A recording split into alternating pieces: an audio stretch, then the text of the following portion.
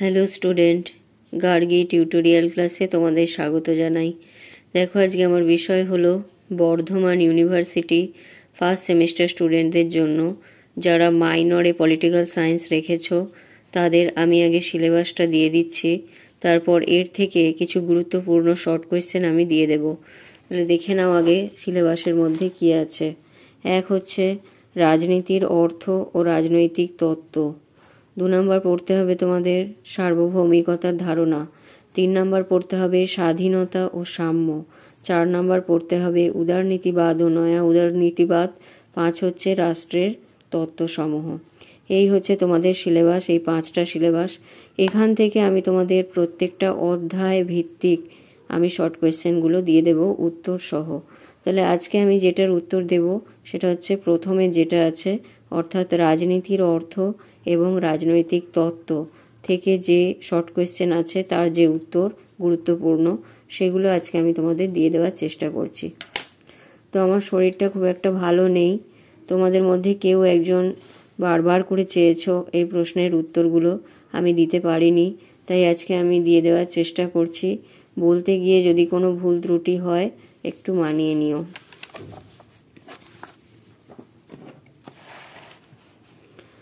দেখো, এখানে হচ্ছে রাজনীতি বলতে কি বোঝো। সাধারণভাবে রাজনীতি বলতে রাজনৈতিক দলসমূহের মতবাদ, ক্ষমতা দখলের লড়াই কিংবা নেতৃত্বের কৌশলকে বোঝায়। তবে রাষ্ট্রবিজ্ঞানের রাজনীতিতে এভাবে দেখা হয় না।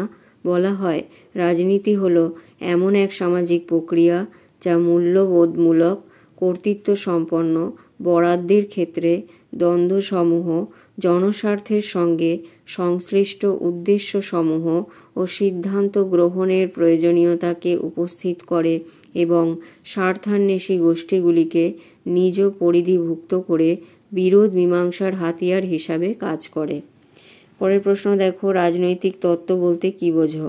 রাজনীতি সম্পর্কিত কতগুলি বিষয়কে যখন সূত্রবদ্ধ করা হয় তখন তাকে সাধারণভাবে রাজনৈতিক তত্ত্ব বলা হয়। বলা যায় রাজনীতি সম্পর্কিত সংক্ষিপ্ত সঙ্গতিপূর্ণ আলোচনাকে রাজনৈতিক তত্ত্ব বলা হয়। এই দুটো প্রশ্ন খুবই ইম্পর্টেন্ট, এখান থেকে যে কোনো একটা আসার চান্স অনেক বেশি। 3 নম্বর দেখো, এই যে গোল গোল দাগ দেওয়াগুলো আছে এগুলোই ধরে নেবে ইম্পর্টেন্ট। তারপরে দেখো রাজনীতি সম্পর্কে ডেভিড ইস্টনের বক্তব্য কি। ডেভিড ইস্টন রাজনীতিকে মূল্যের কর্তৃত্ব সম্পন্ন বরাদ্দের বন্টনগত বিষয় বলে উল্লেখ করেছেন। তার মতে কর্তৃত্ব সম্পন্ন বন্টন হলো সেই সব ব্যক্তির সিদ্ধান্ত যারা তা কার্যকরভাবে প্রয়োগ করতে বদ্ধপরিকর, অর্থাৎ যার মাধ্যমে সরকার বৃহত্তর সমাজে উদ্ভূত দাবি ও চাপের প্রতি সাড়া দেয়। এরপর দেখো পরের পেজে চলে আসছি। পরের পেজ থেকে এই প্রশ্নটা ইম্পর্টেন্ট আছে, আমি যেভাবে ব্র্যাকেট করে রেখেছি সেটা তোমরা করে নেবে। তারপর এটা বলে দিচ্ছি, দেখো রাজনীতি সম্পর্কে মার্ক্সবাদীদের মূল বক্তব্য কি।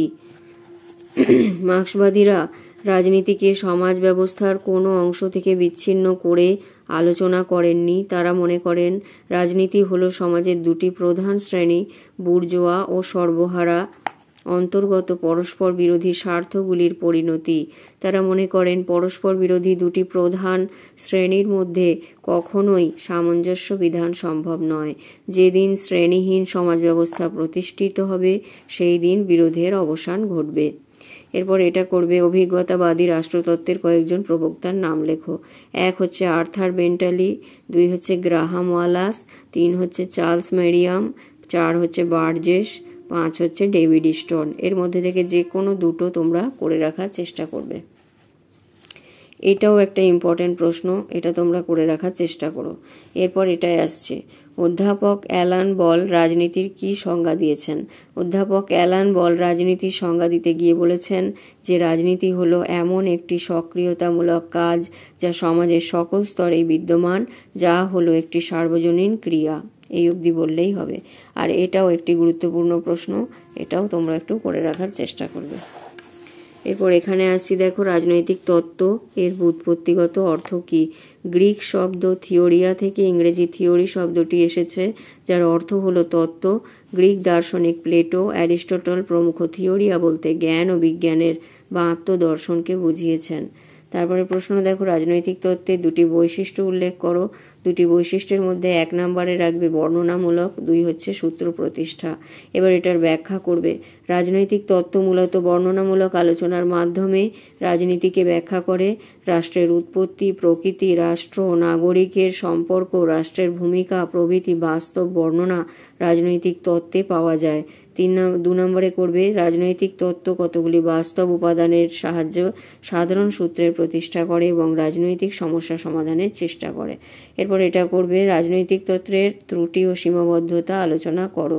ত্রুটিগুলোর মধ্যে 1 হচ্ছে ইতিহাসাশ্রয়ী আলোচনার ওপর অধিক গুরুত্ব আরোপ, 2 হচ্ছে নীতিগত প্রশ্নের ওপর অধিক গুরুত্ব আরোপ, 3 হচ্ছে তত্ত্ব ও ব্যবহারিক দিকের মধ্যে সামঞ্জস্যহীনতা, 4 হচ্ছে ঘটনার অতিরিক্ত সংযোজন প্রভৃতি। এরপর এখানে আসো, গ্রিক শব্দ পলিশের আক্ষরিক অর্থ কি? এই শব্দটি থেকে ইংরেজিতে কোন শব্দটি এসেছে? পলিশের আক্ষরিক অর্থ হলো নগর রাষ্ট্র। ইংরেজি পলিটিক্স শব্দটি থেকে এই পলিশ কথাটি এসেছে। পরের পেজে চলে যাও। এখান থেকে তুমি করবে, এটা করবে তোমরা, রাজনৈতিক শব্দটির ব্যুৎপত্তিগত অর্থ কি? এটা করে রাখবে। একটু আদর্শবাদী তত্ত্ব বলতে কি বোঝায়, যেভাবে ব্র্যাকেট করা আছে এটা করে নেবে। আচ্ছা, রাজনীতি শব্দটির ব্যুৎপত্তিগত অর্থ কি? রাজনীতি শব্দটির ইংরেজি প্রতিশব্দ হলো পলিটিক্স। ব্যুৎপত্তিগত অর্থে গ্রিক শব্দ পলিস থেকে পলিটিক্স কথাটি এসেছে, যার অর্থ হলো নগর। এই শব্দটির দ্বারা প্রাচীনকালে গ্রিক সিটি স্টেটকে বোঝাতো। তারপর এটা করবে তত্ত্বের কাজ কি? তত্ত্বের কাজ মূলত 3 ধরনের। প্রাসঙ্গিক তথ্যের দ্বারা জ্ঞানকে সংঘটিত করা, 2 হচ্ছে প্রকল্প রূপায়ণের ক্ষেত্রে অনুসিদ্ধান্ত গড়ে তোলার প্রয়াস ঘটানোর কাজ করে এবং সিদ্ধান্তে পৌঁছাতে বিশেষভাবে সাহায্য করে। 4 নম্বর দেখো, রাজনৈতিক তত্ত্বের লিবারেল শব্দটির অর্থ কি? এটা একটু করে রাখো। এরপর এখানে চলে আসবে সাবেকি উদারনীতিবাদের শেষ এবং নয়া উদারনীতিবাদের প্রথম প্রবক্তা কে? তাহলে সাবেকি উদারনীতিবাদের শেষ এবং নয়া উদারনীতিবাদের প্রথম প্রবক্তা হলেন জন স্টুয়ার্ট মিল। পরেরটায় চলে আসবে উপযোগিতাবাদের কথা বলেছেন এমন 2 জন দার্শনিকের নাম। 1 হচ্ছে জন স্টুয়ার্ট মিল, 2 হচ্ছে জেরমি বেনথাম। 3 হচ্ছে দেখো, ক্লাসিক্যাল বা উদারনীতিবাদী তত্ত্বের জনক কে? John Locke. সাবেকি উদারনীতিবাদের তত্ত্বের 2 জন প্রবক্তার নাম কি? অ্যাডাম স্মিথ বা জেরমি বেনথাম। এই হয়ে গেল। এরপর এদিকে চলে আসো, এখান থেকে করবে এটা জ্ঞানোদ্দীপ্তির যুগ বলতে কি বোঝো? অষ্টাদশ শতাব্দীতে ইংল্যান্ড, ফ্রান্স, জার্মানি, স্কটল্যান্ড প্রভৃতি দেশে কিছু মনীষী তথা দার্শনিক প্রাতিষ্ঠানিক ধর্মকেন্দ্রিক রাজনৈতিক চিন্তার বদলে যুক্তিকেন্দ্রিক চিন্তাধারার উদ্ভাবন ঘটান। তাই এই যুগকে বলা হয় জ্ঞানোদ্দীপ্তির যুগ। এরপর এটা করবে 2 জন সংশোধনমূলক উদারনীতিবাদী তাত্ত্বিকের নাম বলো। কেইনস, একটা হচ্ছে বেভারিজ। আর হচ্ছে ইংরেজি থিওরি শব্দটি কোথা থেকে এসেছে? থিওরি শব্দটির বাংলা প্রতিশব্দ কি?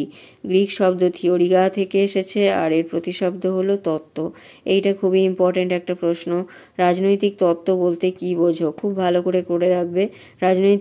রাজনৈতিক কেন্দ্র কতগুলি সাধারণ বিষয়ের সূত্রবদ্ধ রূপকে সাধারণভাবে রাজনৈতিক তত্ত্ব বলা হয়। এটা হয়ে গেলে এবার এটা করবে সাধারণ অর্থে রাজনীতি বলতে কি বোঝায়? সাধারণ অর্থে রাজনীতি বলতে বোঝায় রাজনৈতিক দলসমূহের মতবাদ, ক্ষমতা দখলের লড়াই কিংবা নেতৃত্বের কৌশলকে বোঝায়। এরপর এখানে চলে আসো, সনাতন দৃষ্টিভঙ্গি বলতে কি বোঝায়? অধ্যাপক অ্যালান বল সনাতন দৃষ্টিভঙ্গি বলতে বুঝিয়েছেন সেই সব দৃষ্টিভঙ্গিকে যা 1900 খ্রিস্টাব্দের আগে রাষ্ট্রবিজ্ঞানের আলোচনার ক্ষেত্রে অনুসৃত হতো। অ্যালান বল সনাতন দৃষ্টিভঙ্গিতে অন্তর্ভুক্ত করেছেন দার্শনিক, ঐতিহাসিক ও আইনগত দৃষ্টিভঙ্গি। এরপর এটা করবে সনাতন বা সাবেকি দৃষ্টিভঙ্গি দুটি বৈশিষ্ট্য লেখো। 1 হচ্ছে সাবেকি দৃষ্টিভঙ্গি মূলত বর্ণনাত্মক, প্রতিষ্ঠান কেন্দ্রিক। 2 হচ্ছে সাবেকি দৃষ্টিভঙ্গি নৈতিকতা ও চিরায়ত মূল্যবোধের ওপর গুরুত্ব আরোপ করে। তারপরে দেখো কয়েকজন সনাতন বা সাবেকি দৃষ্টিভঙ্গির প্রবক্তার নাম লেখো। 1 হচ্ছে Plato, Aristotle, Machiavelli, Hobbes, Locke, Kant, Rousseau, Green, Bradley, Hegel. এতজন আছে, তার মধ্যে 2 জনের নাম অন্তত ভালো করে মনে রাখবে।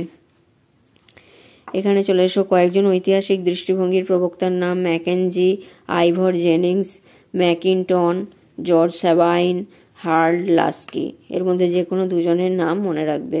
আইনগত দৃষ্টিভঙ্গির কয়েকজন প্রবক্তার নাম দেখো। এভি ডাইসি, ফাইনার, যে কোনো দুজনের নাম তোমরা করে রাখবে। ব্যাস এটা গেল। এরপর এদিকে চলে এসো। রাষ্ট্রবিজ্ঞানের সনাতন দৃষ্টিভঙ্গির দুজন প্রবক্তার নাম লেখো। এক হচ্ছে প্লেটো, দুই হচ্ছে ম্যাকিয়াভেলি। আচরণবাদ ও মার্ক্সবাদের মধ্যে একটি সাদৃশ্য ও একটি বৈসাদৃশ্য উল্লেখ করো। আচরণবাদ ও মার্ক্সবাদের উভয় আন্তর্বৈজ্ঞানিক কেন্দ্রিক আলোচনার ওপর বিশেষ গুরুত্ব দিয়েছে।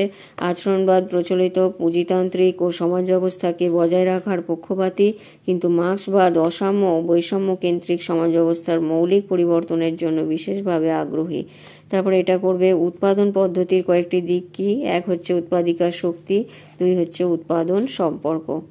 ব্যাস এই হয়ে গেল তোমাদের যে ফার্স্ট যে চ্যাপ্টার, ফার্স্ট যে অধ্যায়, সেখান থেকে যে যে গুরুত্বপূর্ণ প্রশ্নগুলো করতে হবে সেটা আমি দিয়ে দিলাম। এর পরবর্তীতে যে সেকেন্ড অধ্যায় আছে, অর্থাৎ সার্বভৌমিকতার যে ধারণা, এখান থেকেও দেব, এবং পরবর্তীতে যা যা আছে 5টা ইউনিট, সেখান থেকে আমি তোমাদের সমস্ত শর্ট কোয়েশ্চেন দিয়ে দেওয়ার চেষ্টা করব।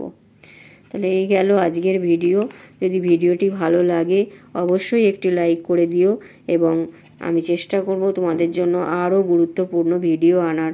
শুধু শরীরটা একটু সুস্থ হওয়ার অপেক্ষায় আছি। এই হচ্ছে ব্যাপার। তাহলে দেখা হচ্ছে আবার পরের ভিডিওতে।